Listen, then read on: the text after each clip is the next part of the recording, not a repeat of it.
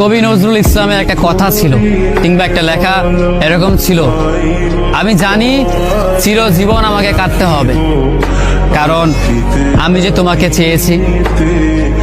আসলেই আমি যে তাকে চেয়েছি এই জন্য আমাকে সারা জীবন কাটতে হবে, কারণ আমি তাকে কোনোদিন পাবো না, আর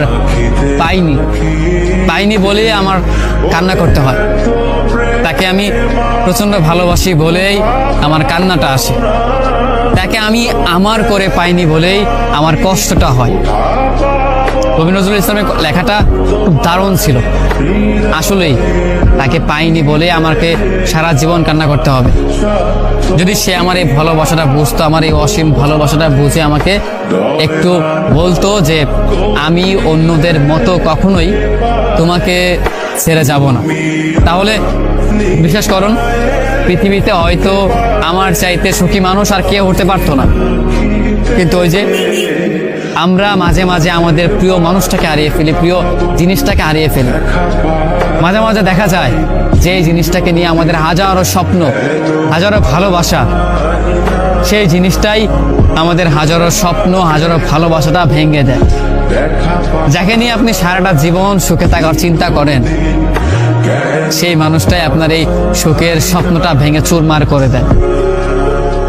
আমাদের প্রিয় মানুষগুলো বড়ই অদ্ভুত, তারা ভালোবাসতেও জানে না, তারা ভালোবাসাটাও বোঝে না, এই জন্য তারা আমাদেরকে ছেড়ে চলে যেতে চায়।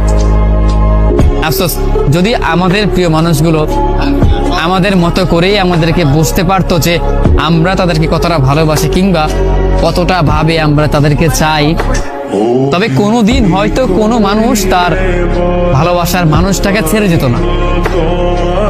একটা মানুষ কখনো একটা মানুষকে ছেড়ে যেতই না, কারণ যদি ভালোবাসাটা বুঝতে পারতো, মনের ভিতর তার জন্য কতটা ভালোবাসা, কতটা দয়া, কতটা মায়া হয়, সেইটা একমাত্র শুধু আমিই জানি।